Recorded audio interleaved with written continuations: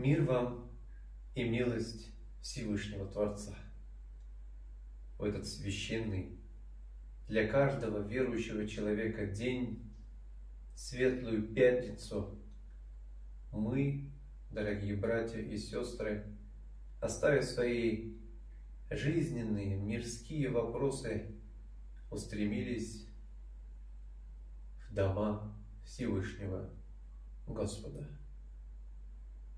Наше желание оставить бренные моменты жизни, дабы погрузиться в глубину духовного развития, душевного раскрытия и познания сути мироздания в рамках Корана и благословенной сунны нашего пророка Мухаммада, мир ему и благословение Всевышнего Творца, является на самом деле самым великим и богоугодным делом в течение всей нашей недели. Неделя состоит из 7 дней, из множества сотен часов, но лишь 1 час и лишь некоторое время во всей этой неделе является наиболее любимым перед Всевышним Господом. Наш достопочтенный пророк, мир ему и благословение Всевышнего Творца, говорил, что Аллах избрал этот день еще до создания времени. То есть само время еще не существовало. Шкала, по которой мы измеряли, что такое вчера, сегодня, еще не было.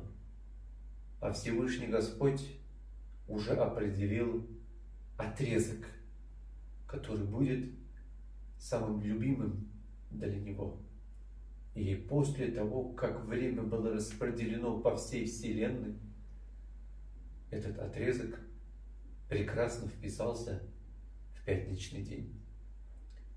И наш пророк Мухаммад, мир ему и благословение Всевышнего Аллаха, сказал, что если кто-либо из вас сможет в этот пятничный день найти эту милость Аллаха, которая неизвестно где скрыта, в начале дня, в середине или в конце, или кто-то считает, что отрезок полной благодати скрыт именно во время пятничного богослужения, если кто-либо из нас сможет достичь это время и использовать его в своей мольбе, подняв руки, искренне сказав Всевышнему Аллаху: «О Господь, о Творец, я слаб, мои силы никчемны по сравнению с Тобой.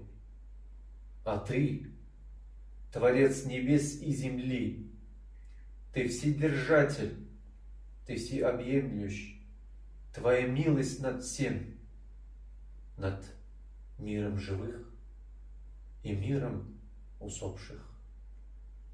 Ты силен, Ты дающий, и Ты тот, кто дал нам эту жизнь, и милостью Твоей однажды ее заберешь.